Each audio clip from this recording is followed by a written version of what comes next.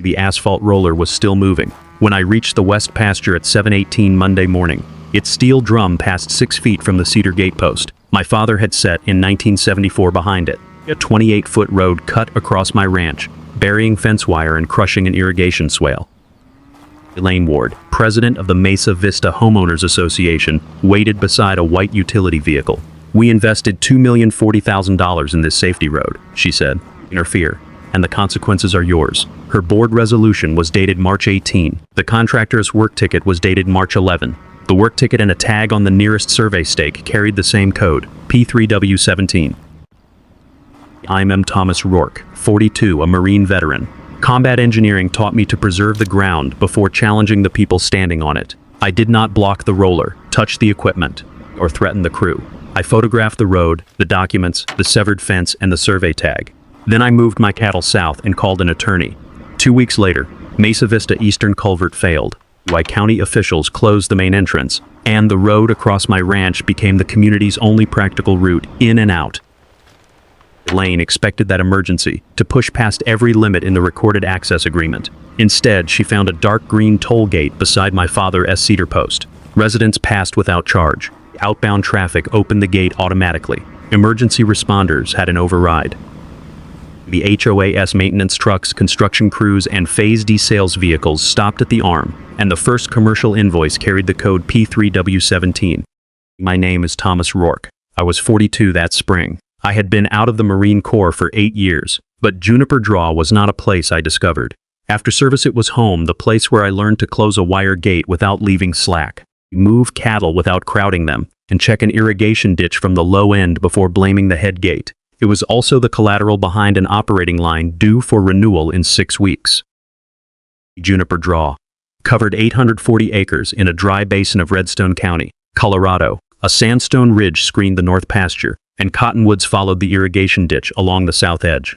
Between them stood our house, 2 weathered barns, a hay meadow, and service lanes my family had maintained for half a century. My father assembled the ranch parcel by parcel. He shaped the cedar post beside the west lane with an axe and burned a shallow R into it before I was old enough to help.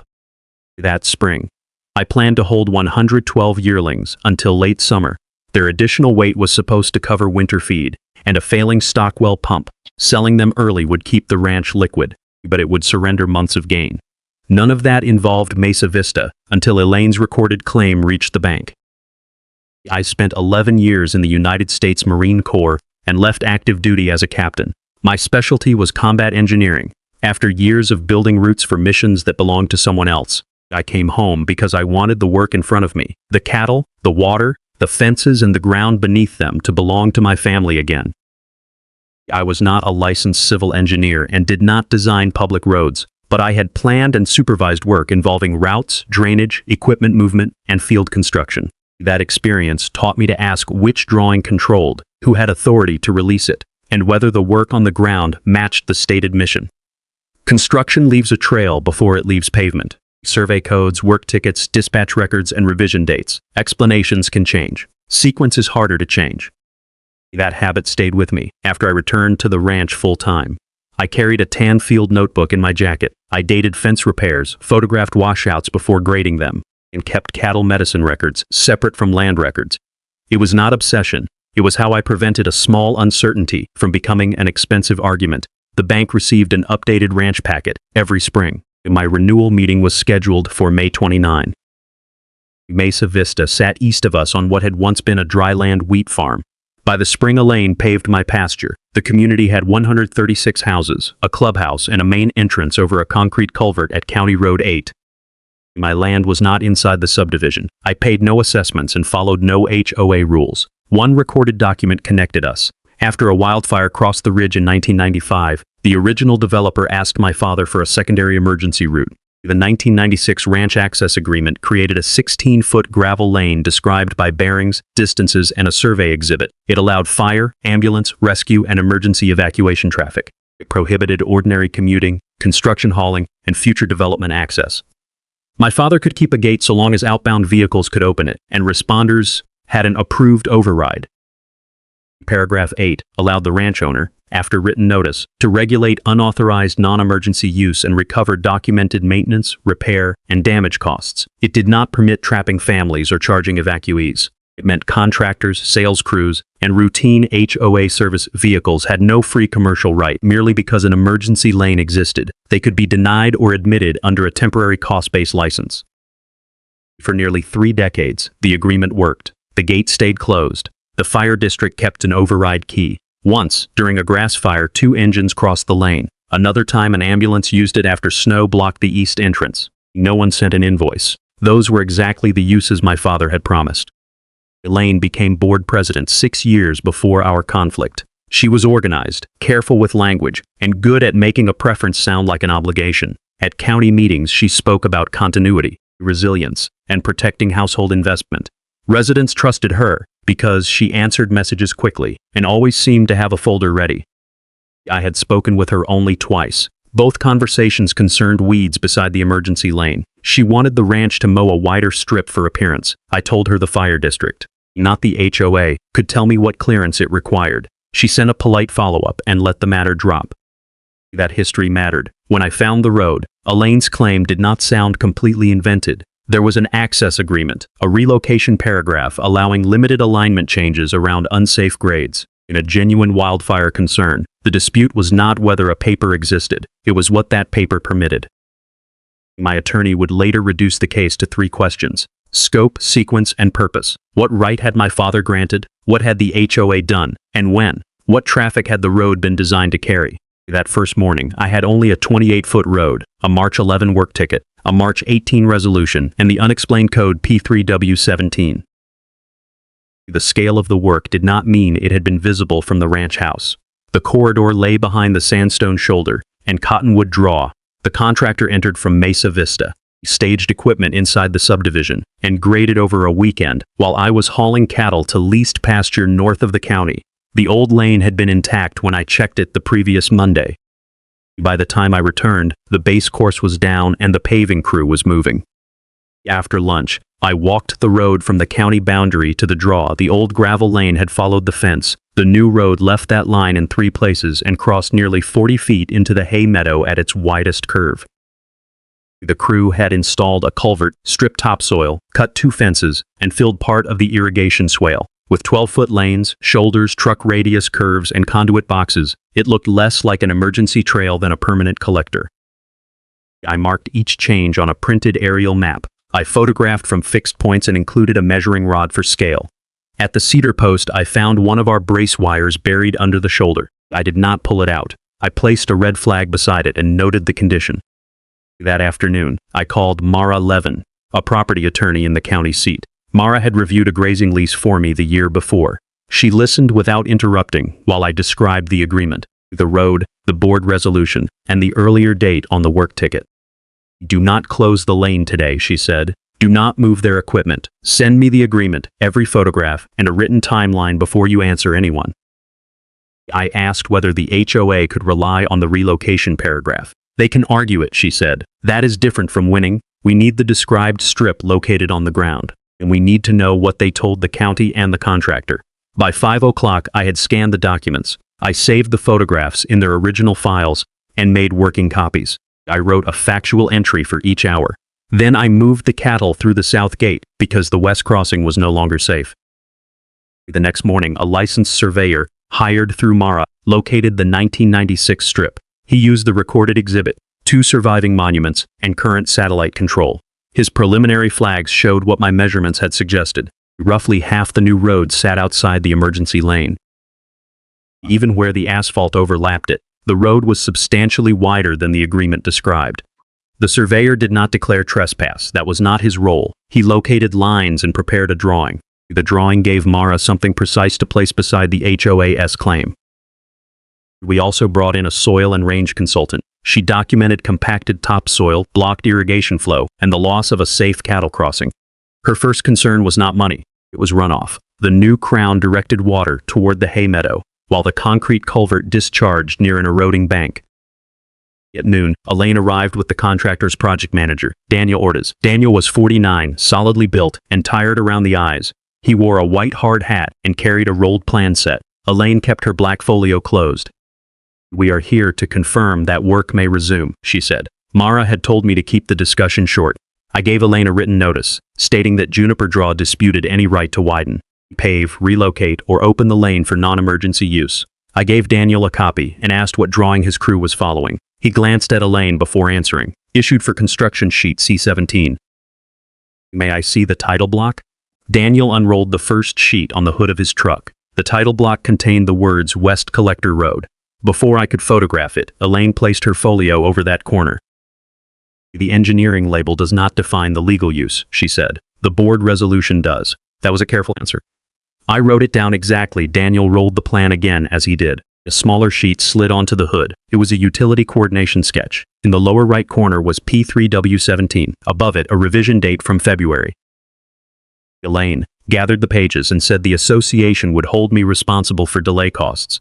I told her all communication could go through Mara. She did not argue. She walked back to the utility vehicle at the same measured pace she had arrived. Daniel remained for a moment. He looked toward the survey flags and the buried fence wire. I did not choose the alignment, he said quietly. Then keep your own records, I told him. He gave a small nod and followed Elaine. Mara sent the preliminary survey and my notice to the Redstone County Planning Office. That evening, a county inspector arrived the following afternoon. His job was not to decide the easement. He compared the work on the ground with the authorization package the HOA had submitted.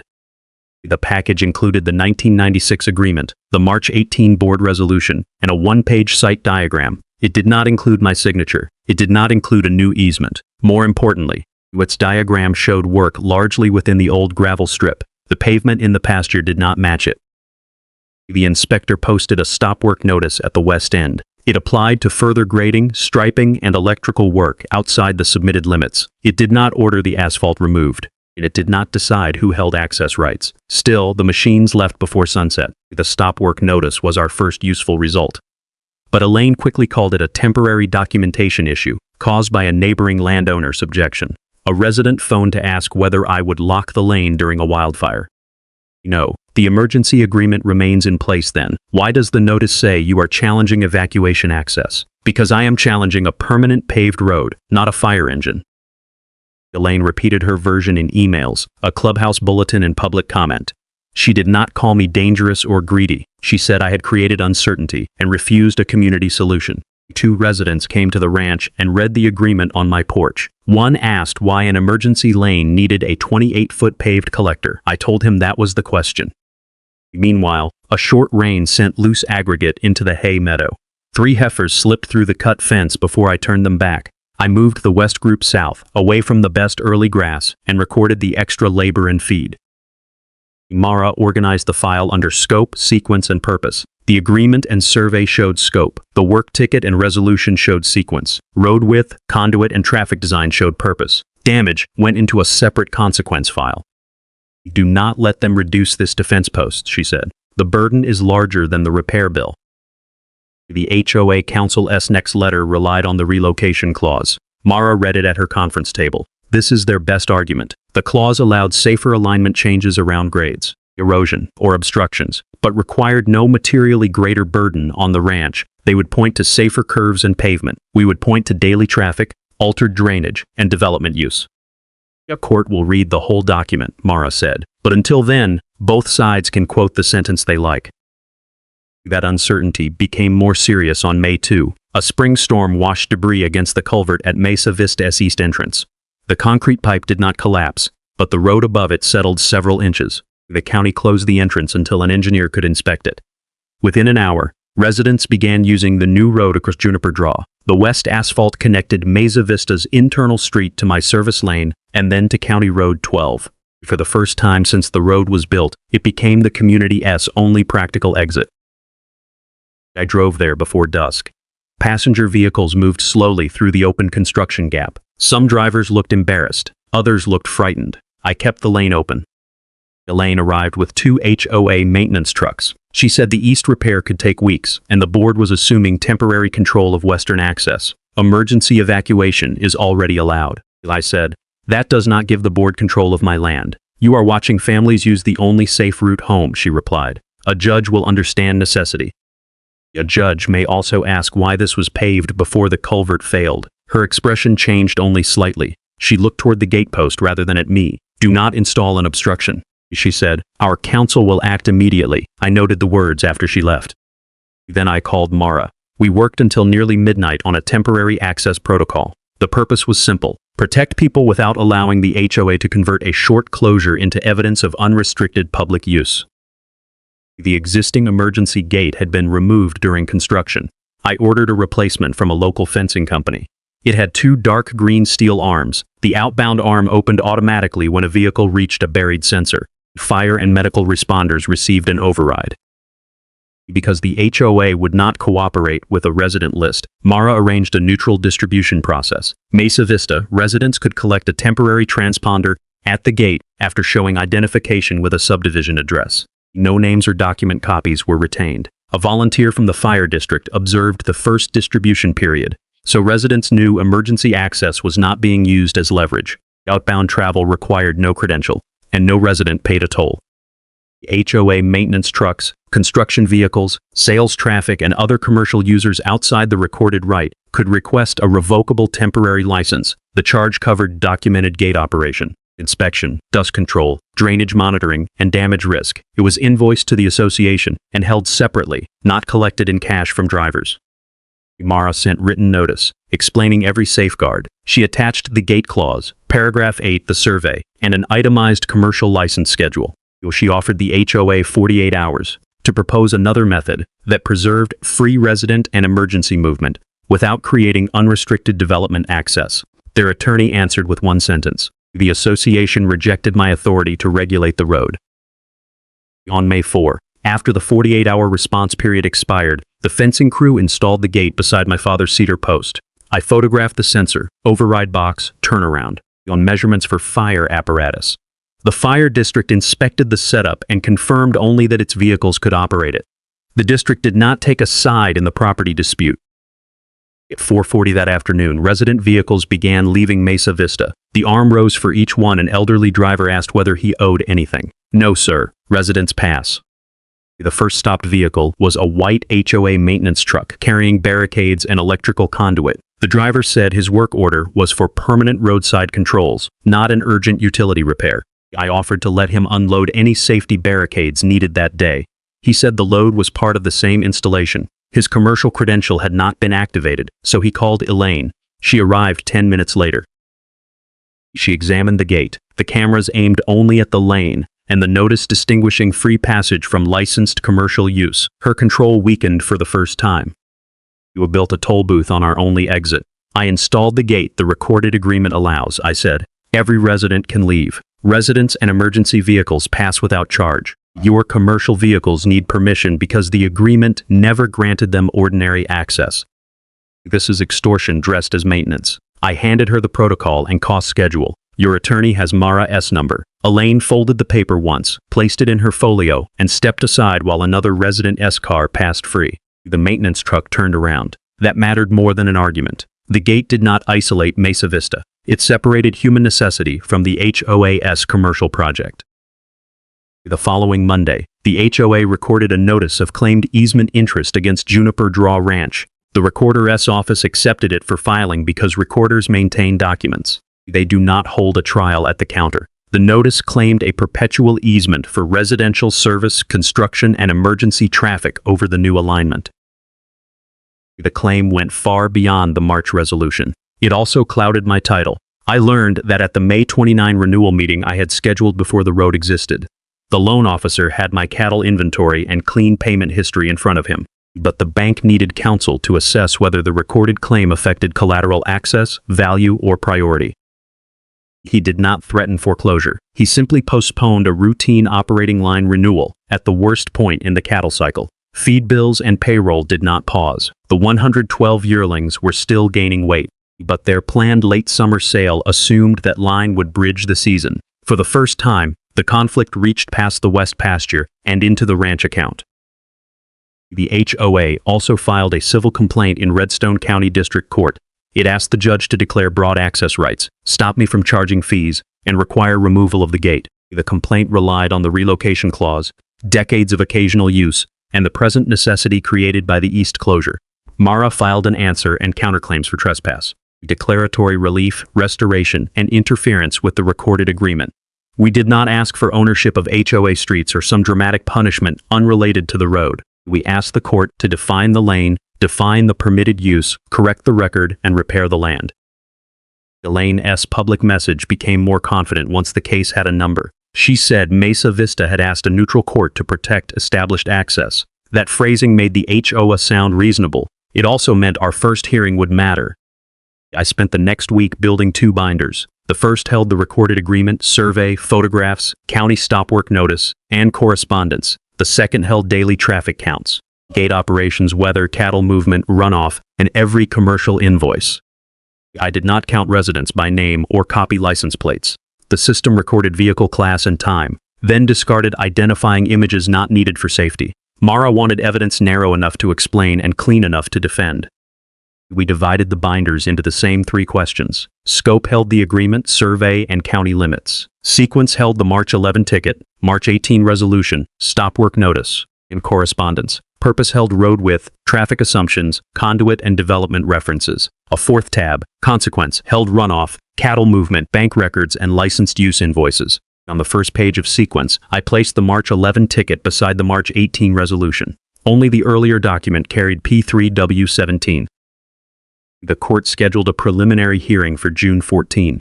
Before then, both sides exchanged a limited set of records focused on immediate access and safety. It was not full discovery. Mara requested the construction contract, controlling plans, board authorization, county submissions, and communications about site control. The HOA produced hundreds of pages. Asphalt specifications, drainage calculations, insurance certificates, and meeting packets. Volume can make a weak position look complicated. Mara sorted each document by 3 questions. What right did they claim? When did they act? And what traffic did the project serve? Anything that answered none of those questions stayed out of the hearing binder.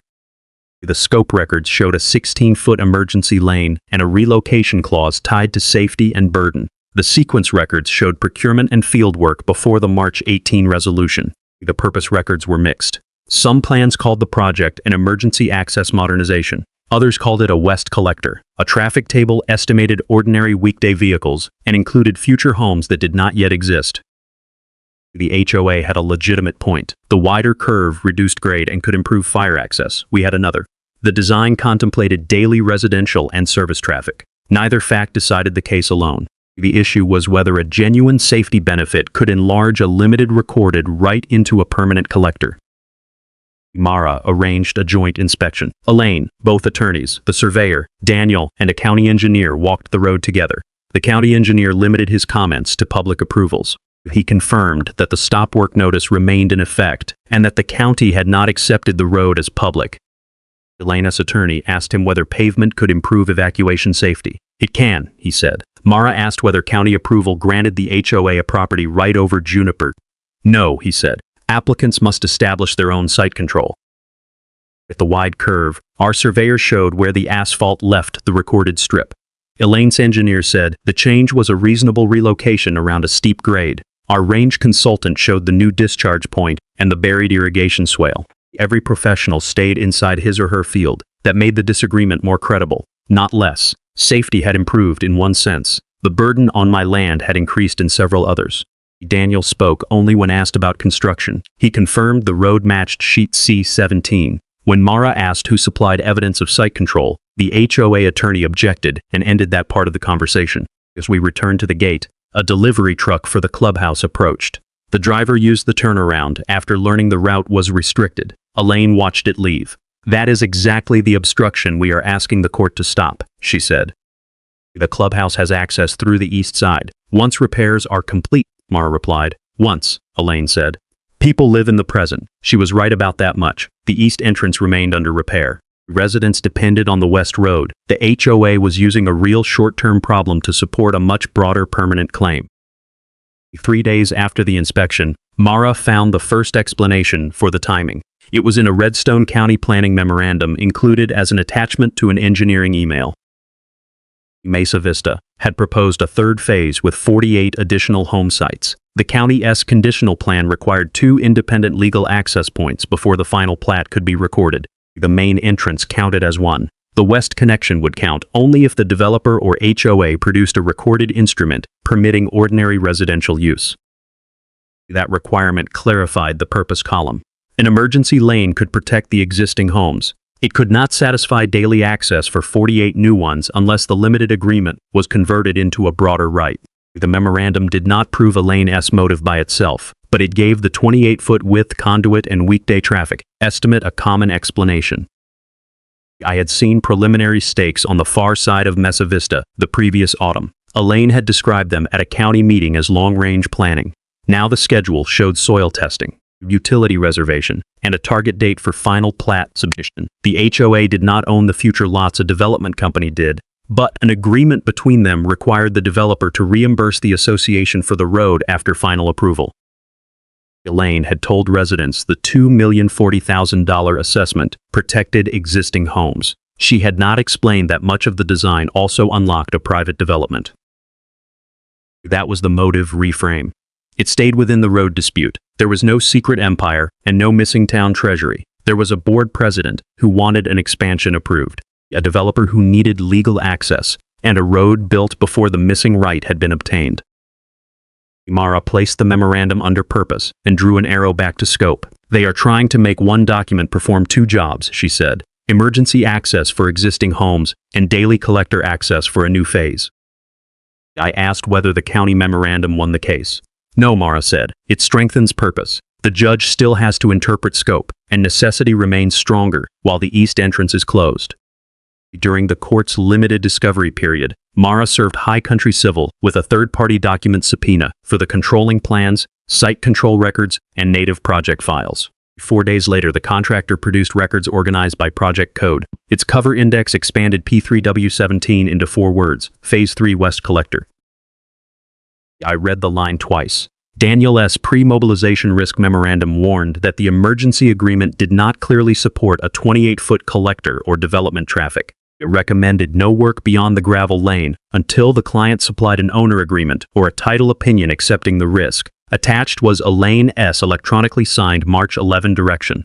Proceed with grading and procurement while legal documentation was finalized. The contractor reserved its delay and site control rights.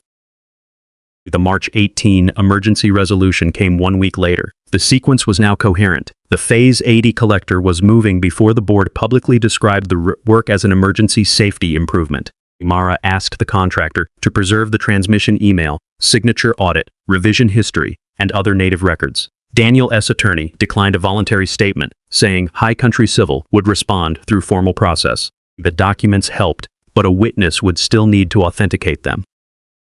Mara then proposed settlement. Preserve the emergency lane, keep resident access free until the east entrance reopened, bar Phase 9I and other non-essential commercial traffic, release the recorded claim, and restore the ranch. Elaine and her attorney came to Mara's office the next Tuesday. Elaine acknowledged the project label, but said engineering names did not define legal purpose. Mara placed the February county memorandum beside Elaine's March 11 direction. The county required ordinary west access for phase, Mara said. Your instruction says legal documentation was still being finalized. What document were you expecting? Elaine's attorney said access negotiations had once been considered, but became unnecessary. After counsel concluded the relocation clause was enough, he properly declined to disclose privileged advice, but stipulated that no new access instrument had ever been executed. Elaine returned to necessity. Even if construction had exceeded the agreement, she argued, the unstable east entrance made restrictions unsafe. She wanted all HOA-related traffic admitted until the case ended.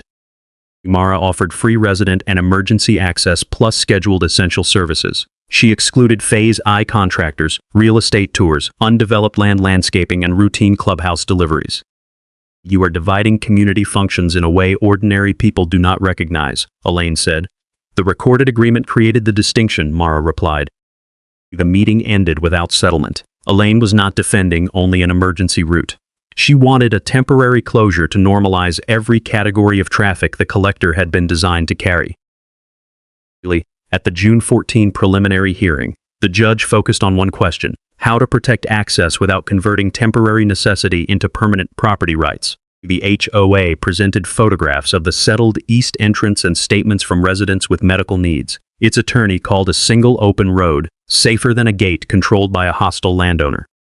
Mara answered with the gate protocol, responder inspection, automatic outbound arm, free resident transponders, and traffic log. In 6 weeks, no resident, ambulance, fire engine, utility repair, or essential delivery had been delayed.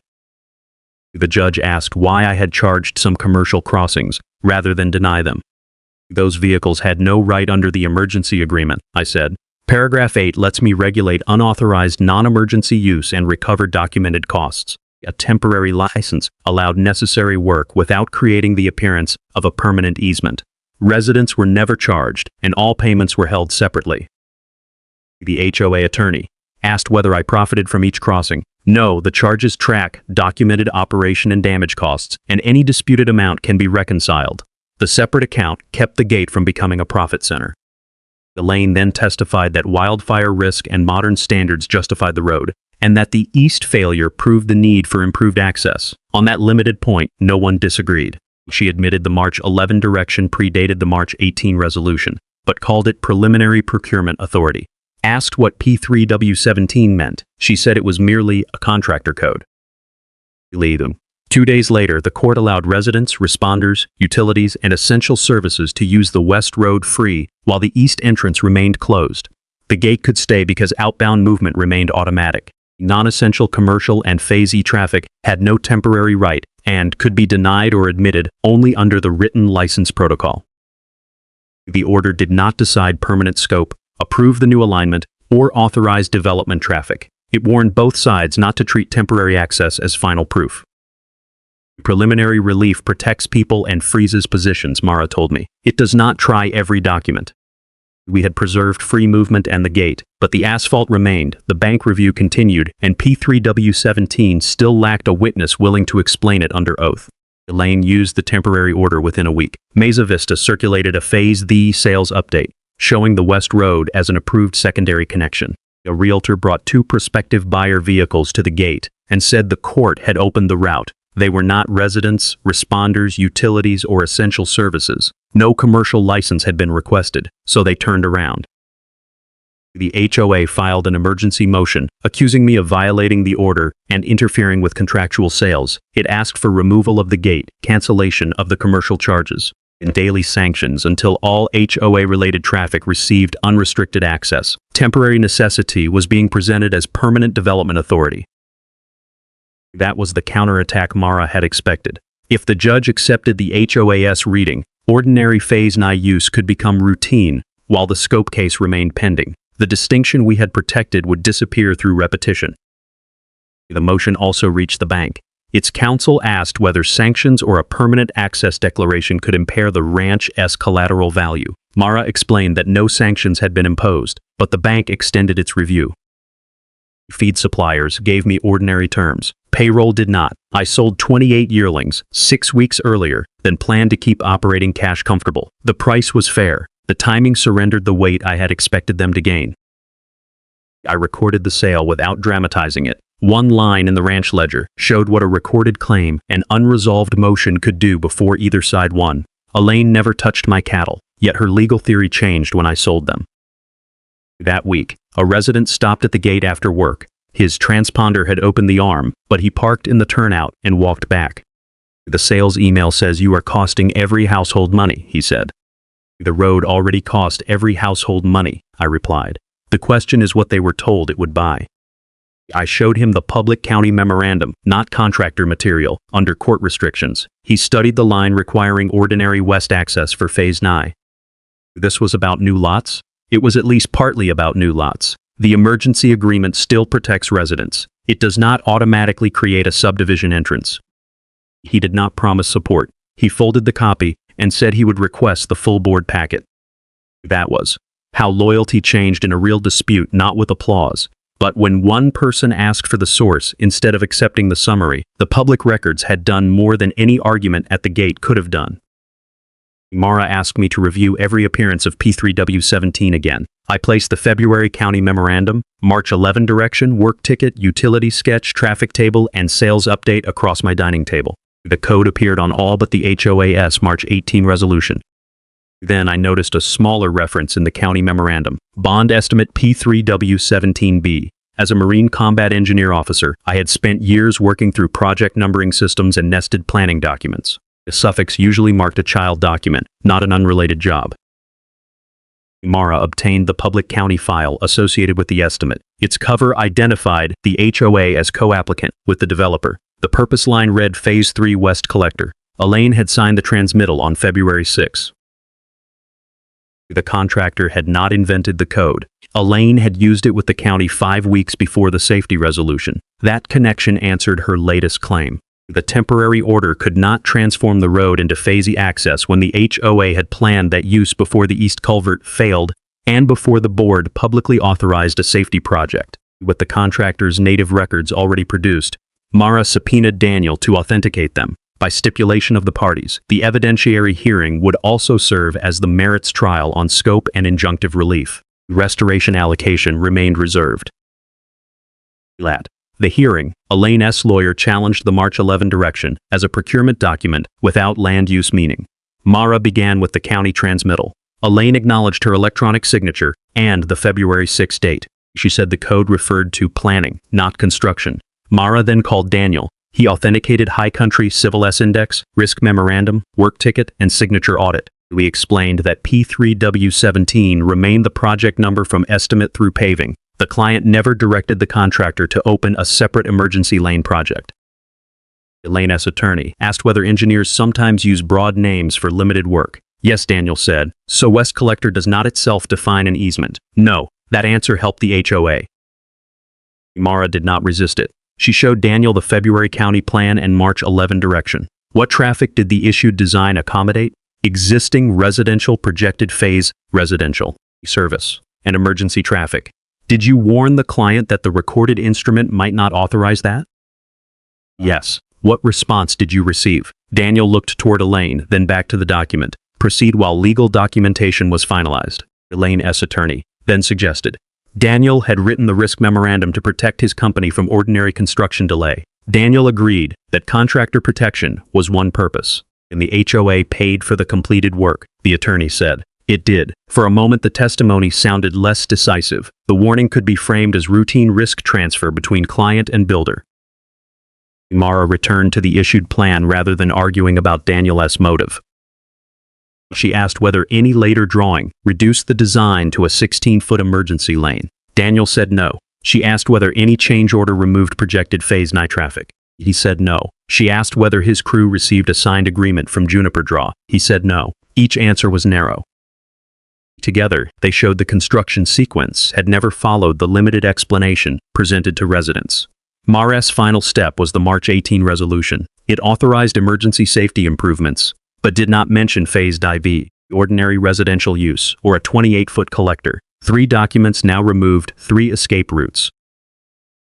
The county file established the development purpose. Daniel established the design and warning. The resolution established what the board had actually told its members 1 week later.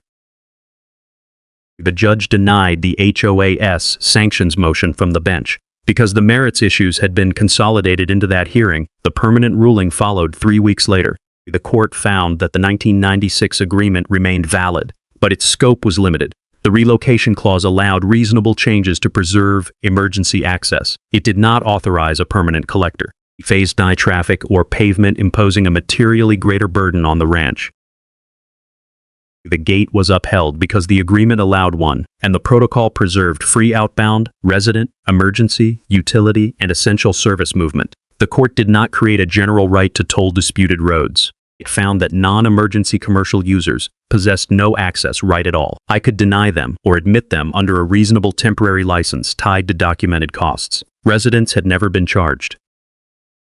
The notice of claimed easement interest had to be released and replaced with a recorded clarification. Phase D by traffic was enjoined unless a new access agreement was negotiated. Once the east entrance passed inspection, ordinary resident traffic across Juniper Draw would end. Emergency access would continue on the original terms. Restoration took negotiation because removing every piece of pavement at once would have damaged the soil further. Under a court-supervised agreement, the HOA paid for unauthorized removal and land restoration. The contractor contributed regrading labor, and its insurer covered drainage and fence damage. The phased work totaled $318,000. Excess pavement came out. The wide curve was narrowed. Drainage returned to the irrigation swale. Fence and compacted soil were restored, and a reinforced cattle crossing was installed over the remaining emergency lane. Mesa Vista held a member meeting after the order. Residents received a short chronology, placing the original access agreement beside the construction dates, the traffic design, the contractor warning, and the restoration terms. Elaine defended her decisions as necessary for growth and safety. Some residents agreed with those goals, but not with building first and seeking the missing right afterward. The members elected a new board under the association's own rules. There was no arrest. Elaine did not lose her home. She lost authority because documented decisions were placed before the people who had granted it. The east entrance reopened in September. Temporary resident transponders expired only after the county confirmed the road was safe. The commercial invoices were reconciled against documented gate and damage costs. The bank renewed the ranch operating line after the claimed easement release was recorded. The early yearling sale could not be undone, but Juniper Draw entered winter without a title cloud. While on the final restoration day, the crew removed the commercial toll equipment and fee notice from the dark green gate. They left the automatic outbound arm and emergency override required by the 1996 agreement. The cedar post stayed. I walked the crossing with the range consultant before moving cattle. Water followed the ditch again. New fence braces stood outside the gravel. The asphalt that remained was 16 feet wide and ended where the agreement said it should. That evening, I brought the west herd through slowly. The first cows hesitated at the changed surface. Then the lead cow crossed, and the others followed past my father's post into the hay meadow. 28 yearlings were already gone, sold before their time, because a recorded claim had reached the ranch account. A court order could not return that season exactly as it had been planned. It could stop one bad decision from becoming a permanent condition. I had not defeated a community. I had refused to let an emergency promise become a development deed. Residents never paid, responders never waited, and the gate held commercial pressure still long enough for the record scope, sequence, and purpose to catch up.